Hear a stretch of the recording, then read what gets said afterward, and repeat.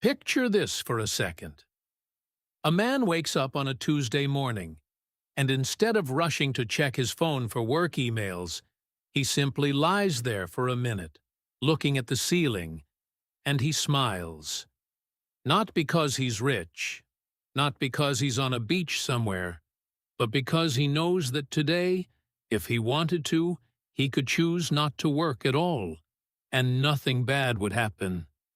His bills would still get paid. His family would still be fine. That's it. That's the whole picture. No private jet, no mansion, just freedom to choose. Now here's the question I want you to sit with for a moment. How far away are you from that morning? Is it 10 years away? 20? Or does it feel honestly like it might never come at all? Welcome back to Code Your English, the channel where we don't just study grammar rules and memorize word lists. We think, we grow, and we build the kind of English that actually lives inside real conversations, real ideas, and real life. I'm your host, and today we're going to talk about something that touches almost everyone, no matter where you're from, what language you grew up speaking, or what your bank account looks like right now. We're talking about financial independence, what it really means, why so many hard-working, intelligent people never seem to get there, and what you can actually start doing today, in a realistic and honest way, to move closer to it. And I want to be upfront with you about something before we go further. This episode is not going to give you a magic formula. I'm not going to tell you that if you just believe in abundance or manifest wealth, money will suddenly appear in your account. That's not how any of this works, and frankly, I think that kind of advice has done a lot of damage to people who are already struggling. What I want to do instead is much simpler and much more useful. I want to walk through the real psychology, the real habits, and the real decisions that separate people who eventually become financially independent from people who work just as hard, sometimes even harder, and never quite get there. Along the way, as always on this podcast, we'll pick up some genuinely useful English expressions, the kind you'll actually use in conversations about money, careers, and life decisions. So stay with me, because by the end of this episode, I think you'll look at your own relationship with money a little differently, and you'll walk away with both practical steps and a stronger, more natural English vocabulary. Let's get into it. What financial independence actually means. Let's start by clearing up a common misunderstanding, because I think this is where a lot of people go wrong from the very beginning. When most people hear the phrase financial independence, they immediately picture a very specific, very extreme image. Someone who never has to work again. Someone who has millions of dollars sitting in an investment account. Someone flying first class and sipping coffee on a yacht somewhere near the coast of Italy. And because that image feels so far away, so unrealistic, so disconnected from their actual life, they quietly give up on the whole idea before they even start. They think, that's not for people like me. That's for people who were born rich, or people who got lucky with some tech startup. And honestly, I understand why they think that. The media, social platforms, and even some financial influencers love to sell this extreme, glamorous version of wealth because it gets attention and clicks. But here's the problem with that image. It's not actually what financial independence means, at least not in the way that matters for real people living real lives.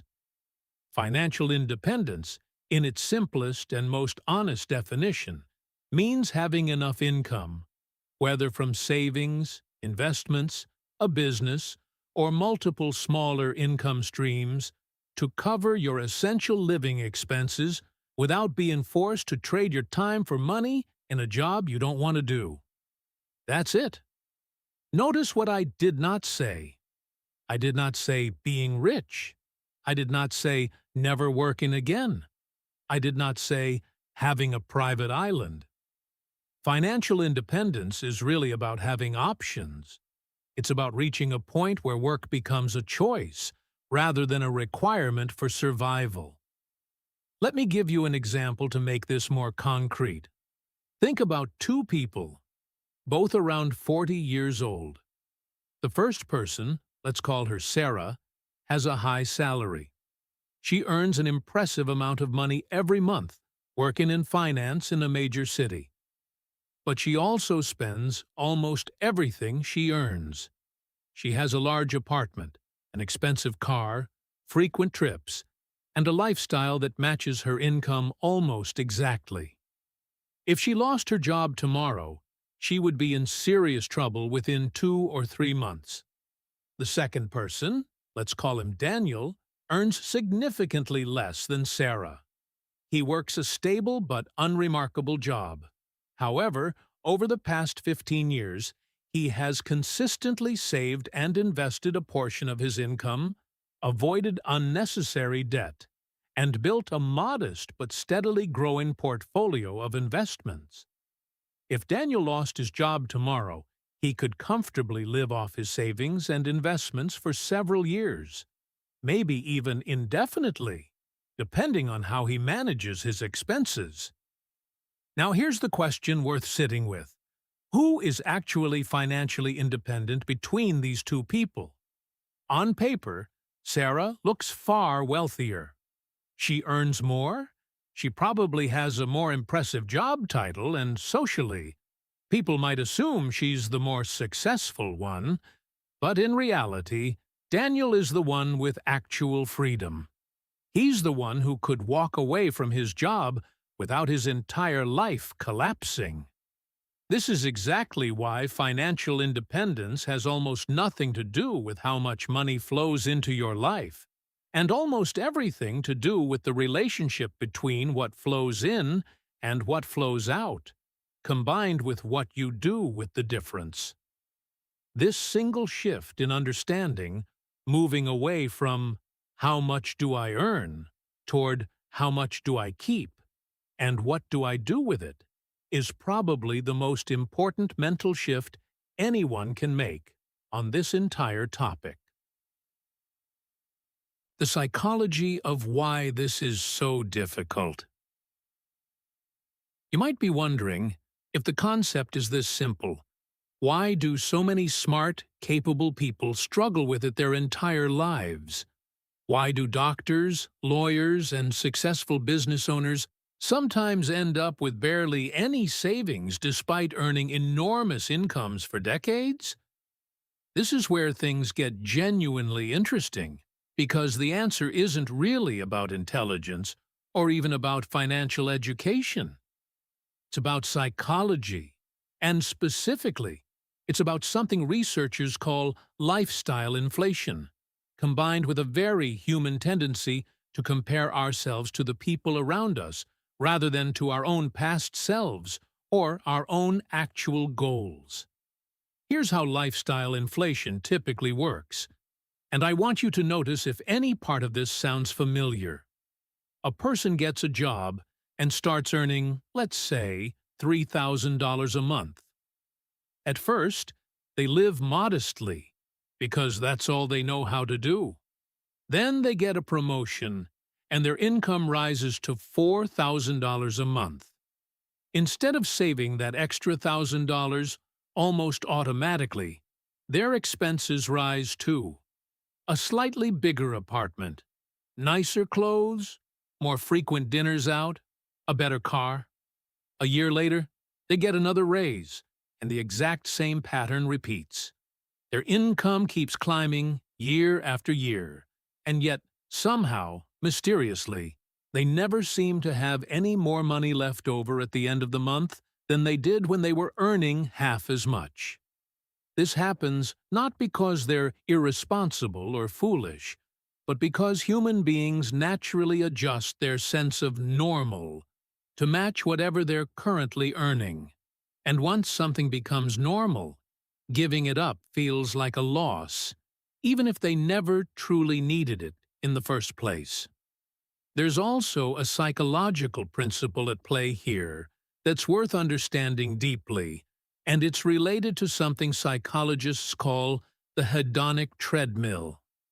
This is the idea that humans have a remarkable ability to adapt to positive changes in their circumstances, which means that the happiness we feel from a nicer car, a bigger house, or a higher salary tends to fade within a few weeks or months, leaving us right back where we started emotionally. Except now we've locked ourselves into higher monthly expenses to maintain that new lifestyle. So we chase the next upgrade, hoping it will finally deliver lasting satisfaction. And the treadmill just keeps running. This explains why so many people, even those earning what would be considered a fantastic income by most standards, still feel financially stressed. It's not that they don't earn enough, it's that their spending has quietly expanded to match, and sometimes exceed, whatever they bring in. Think about this for a moment. If lifestyle inflation is the disease, what's the cure? The answer isn't to live like a monk and deprive yourself of everything enjoyable. That approach rarely lasts and often leads to burnout, or eventually a dramatic swing back toward overspending. The real solution is something far more sustainable, and it's what financial educators often call paying yourself first. This means that instead of spending your income and saving whatever happens to be left over at the end of the month, which for most people ends up being nothing, you flip the order completely. The moment your income arrives, a fixed percentage, even if it's small at the beginning, say 10%, gets automatically moved into savings or investments before you ever have the chance to spend it. Everything else, the remaining 90%, is yours to live on freely, without guilt, without obsessively tracking every coffee you buy. This single habit, done consistently over years, quietly and reliably builds wealth in the background, while you go on living a normal, enjoyable life. The difference between earning and building. Let's move to another critical point, because I think this is where a lot of hard-working people get stuck without even realizing it. There's a fundamental difference between earning money and building wealth, and confusing the two is one of the most common traps out there. Earning money means trading your time, your skills, and your energy for a paycheck. It's active. The moment you stop working, the money stops coming in. Building wealth, on the other hand, means creating assets, things like investments, property, businesses, or intellectual property, that continue generating value for you even when you're not actively working. This is sometimes described using a phrase you've probably heard before: making your money work for you, instead of only working for money yourself. Here's a scenario that illustrates this beautifully. Imagine a talented graphic designer who charges $100 an hour and works incredibly hard, sometimes 50 or 60 hours a week, because clients love her work and she has no shortage of demand. She earns a genuinely impressive income, but every single dollar she makes requires her direct personal effort. If she gets sick, breaks her arm, or simply wants to take a 3-month break to travel, her income essentially disappears. Now imagine another designer, slightly less talented perhaps, who earns less per hour but decided 2 years ago to create a series of design templates and sell them online through a simple website. At first, this brought in almost nothing, but slowly, month after month, without any additional hours of work on her part, those templates kept selling to new customers around the world. 2 years later, she's earning a modest but completely passive income stream that continues, whether she's working, sleeping, or on vacation. This doesn't mean everyone needs to build a digital product business. That's just one example among countless possibilities, including index fund investing, rental property, dividend-paying stocks, or royalties from creative work. The deeper lesson here is about recognizing the ceiling that exists in pure time-for-money work. No matter how skilled you become, no matter how high your hourly rate climbs, there are only 24 hours in a day, and you can only work so many of them before your health, relationships, and sanity start to suffer. Financial independence, in almost every case, requires eventually shifting at least part of your financial strategy away from pure labor and toward ownership of assets that can generate income independently of your direct daily effort. Now, I want to be very honest with you here because I promised at the beginning of this episode that I wouldn't sell you unrealistic promises. Building meaningful passive income takes time, often years, and it usually requires an initial period of significant effort, learning, and even some financial risk. There's no legitimate shortcut around this. What I'm describing isn't a get-rich-quick scheme.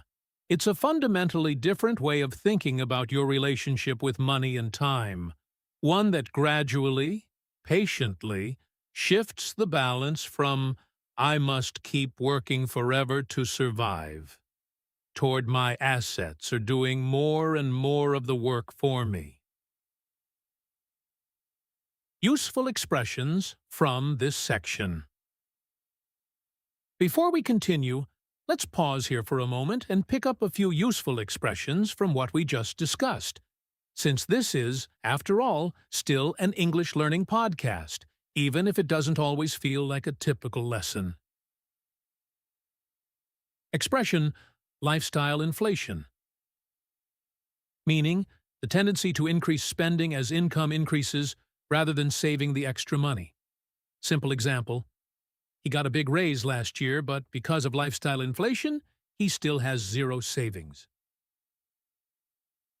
Expression, to pay yourself first. Meaning, to save or invest a portion of your income immediately, before spending on anything else. Simple example, my financial advisor told me to pay myself first. Save 10% the moment I get paid, then spend the rest freely. Expression, to make your money work for you. Meaning, to invest money so it generates more money without requiring active labor. Simple example, instead of just saving cash in a bank account, she learned how to make her money work for her through investing. Expression, a ceiling in this context. Meaning, a maximum limit that's hard to go beyond.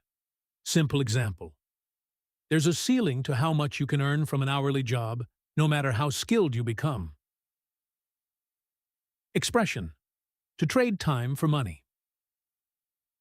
Meaning, to earn income only by working actively, hour by hour. Simple example, most jobs involve trading time for money, which is exactly why building passive income matters. Expression, a passive income stream. Meaning, a source of ongoing income that doesn't require constant active effort. Simple example, rental properties can become a reliable passive income stream once the initial work is done. Debt, fear, and emotional relationships with money. Now let's look at this from another perspective. Because so far we've talked mostly about earning, spending, and building assets. But there's an emotional layer to all of this that deserves just as much attention, maybe even more. Our relationship with money is rarely purely logical. It's shaped heavily by how we grew up, what our parents modeled for us, cultural attitudes we absorbed without even noticing, and sometimes painful experiences that left lasting psychological marks.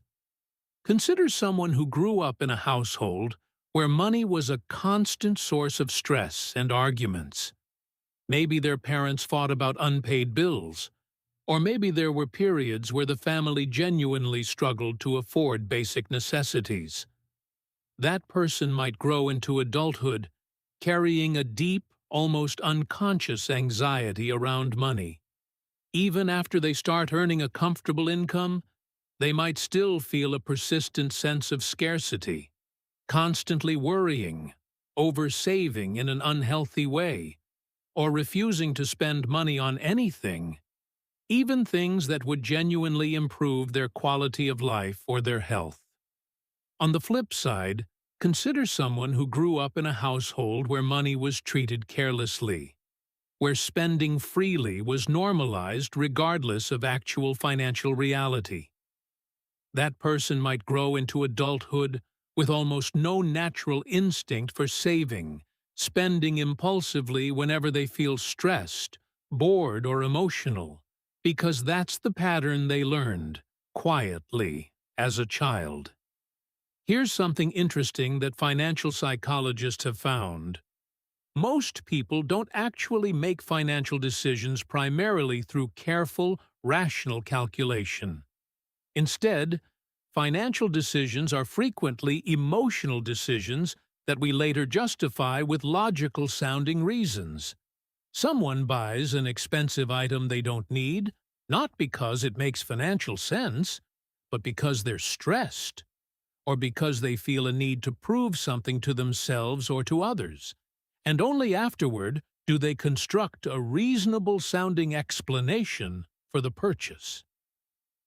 Understanding this about yourself, recognizing the emotional triggers that lead you to make certain financial choices, is honestly one of the most powerful and underrated tools for building long-term financial stability.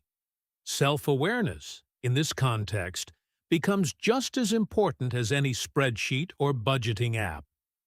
Debt deserves special attention here too, because it sits right at the intersection of psychology and practical finance. Not all debt is created equal, and I think this nuance often gets lost in oversimplified financial advice. Some debt, often called good debt, can actually help build long-term wealth. A reasonable mortgage on a property that appreciates over time, or a student loan that leads to significantly higher earning potential, can be strategically sound decisions. But there's another category, often called bad debt or consumer debt, which includes high-interest credit card balances used to fund a lifestyle beyond your actual means. This type of debt is particularly dangerous because of a mathematical reality many people underestimate. Compound interest, which works so beautifully in your favor when you're investing, works brutally against you when you're in debt. A relatively small credit card balance, left unpaid and accumulating interest month after month, can silently grow into a genuinely overwhelming burden, trapping people in a cycle where they're essentially working just to pay interest, never making real progress toward the actual balance. What's the deeper lesson here? I think it's this. Financial independence isn't just a mathematical goal, it's also, in many ways, an emotional and psychological project.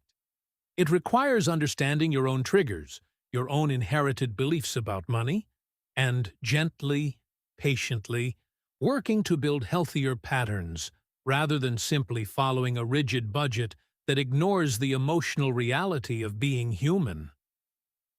Where in your own life, I wonder, might old beliefs about money, beliefs you absorbed as a child, maybe without even realizing it, be quietly shaping decisions you make today as an adult?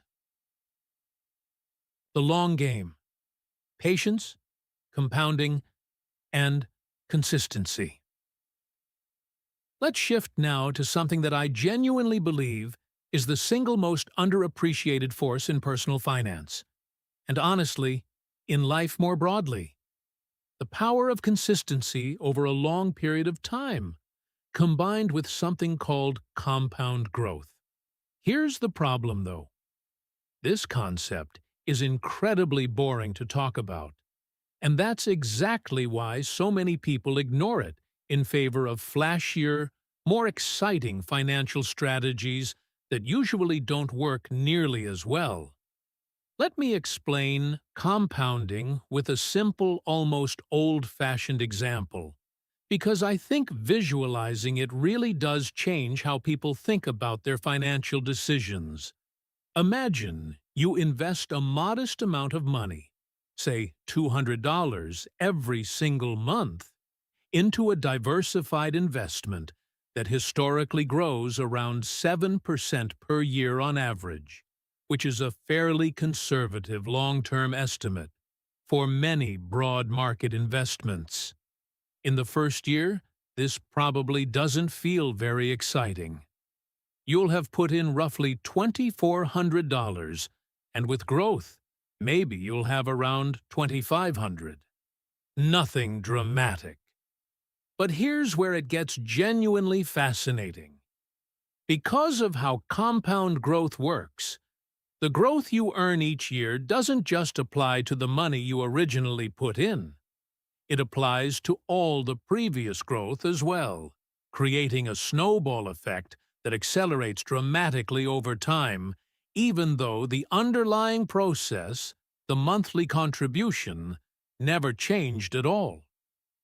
After 10 years of this same unglamorous, unchanging habit, you'd likely have somewhere around $35,000, of which about $10,000 came purely from growth, rather than your own contributions.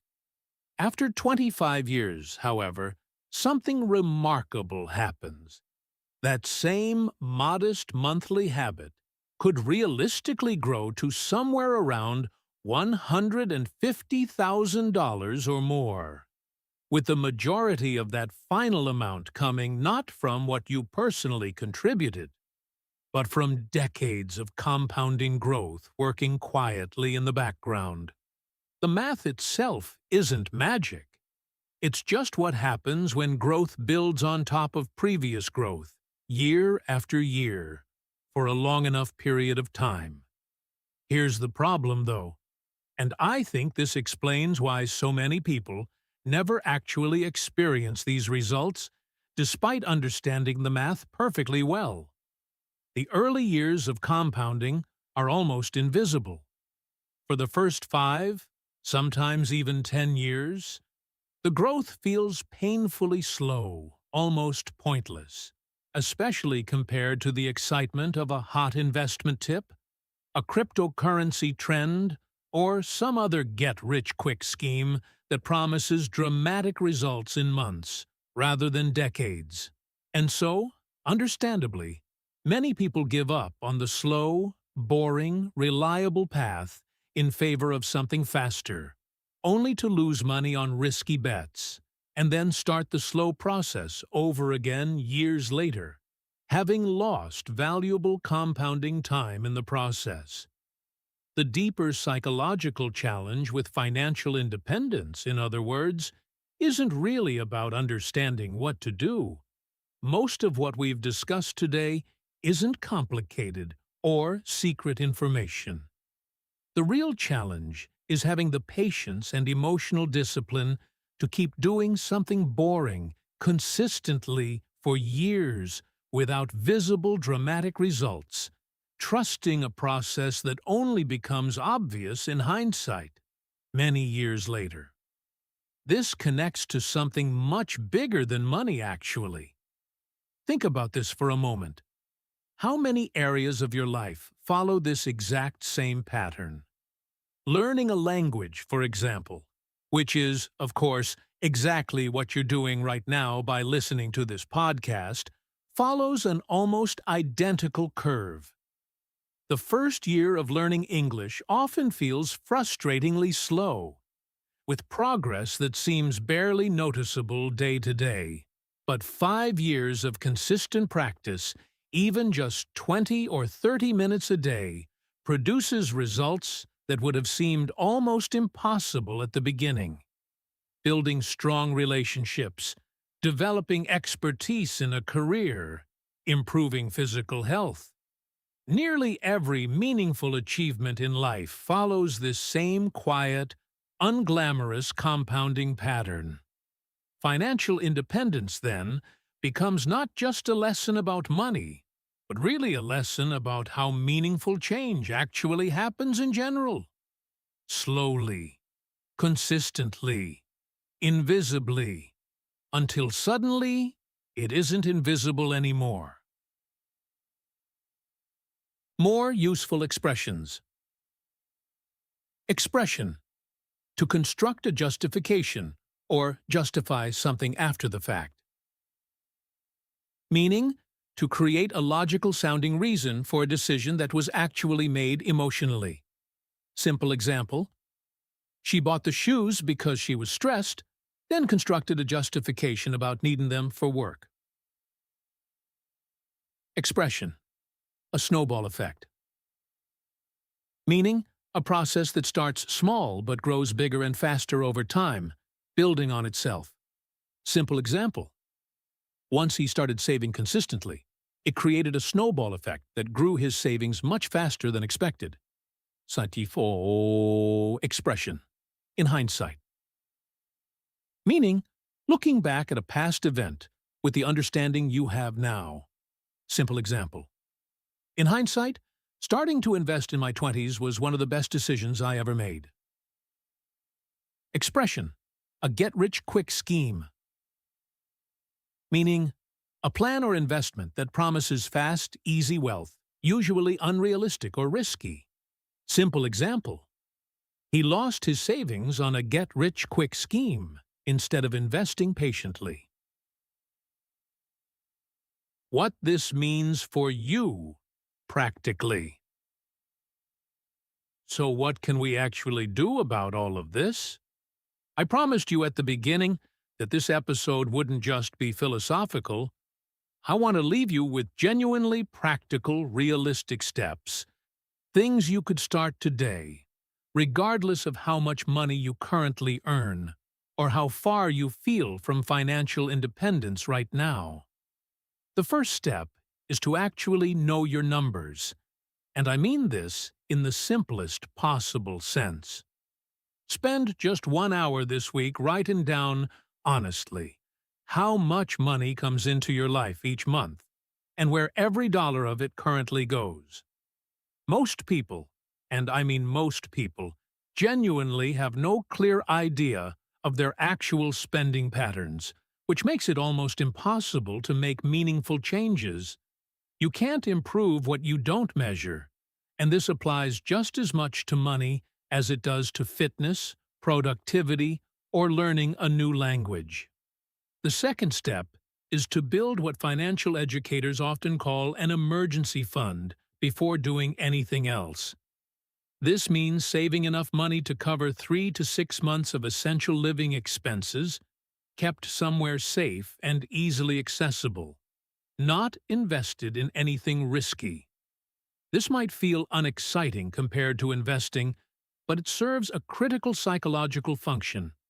It removes the fear that a single unexpected event, a medical bill, a job loss, a car repair, could throw your entire financial life into chaos. Without this safety net, people often make panicked, expensive decisions during emergencies, like relying on high-interest debt, which then undoes years of careful progress. The third step is to automate your savings and investments, applying that pay-yourself-first principle we discussed earlier.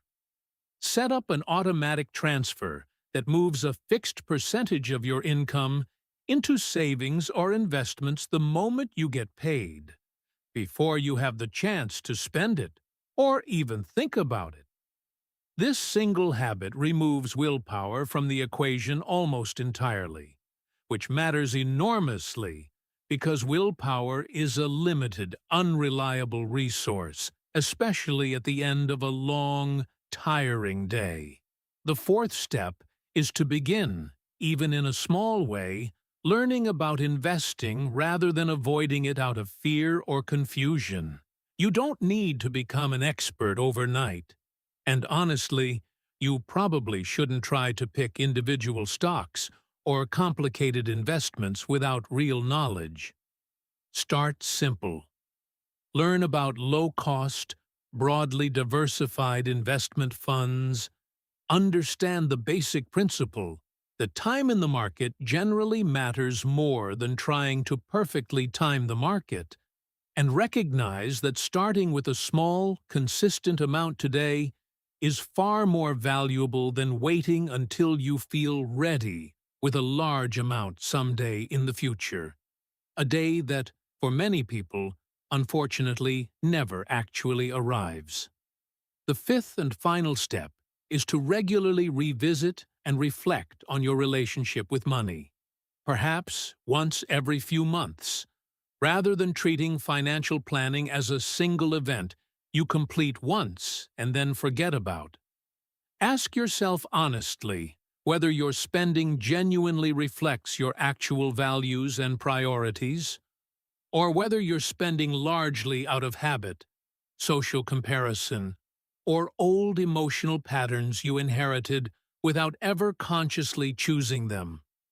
This kind of honest self-reflection, uncomfortable as it sometimes is, tends to be far more transformative than any single budgeting technique or investment strategy.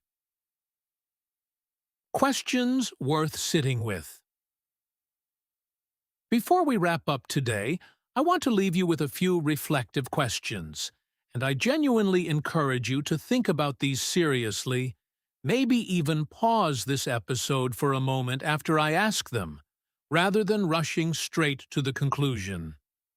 Where in your life might you be confusing a higher income with actual financial progress, the way Sarah did in our earlier example? Is there a belief about money that you absorbed as a child without ever consciously examining it? That might still be quietly shaping your decisions as an adult today. If you imagine yourself 20 years from now, looking back at this exact period of your life, what small, boring, consistent habit started today? Might you be deeply grateful you began? Here's what I want you to take away from everything we've discussed today.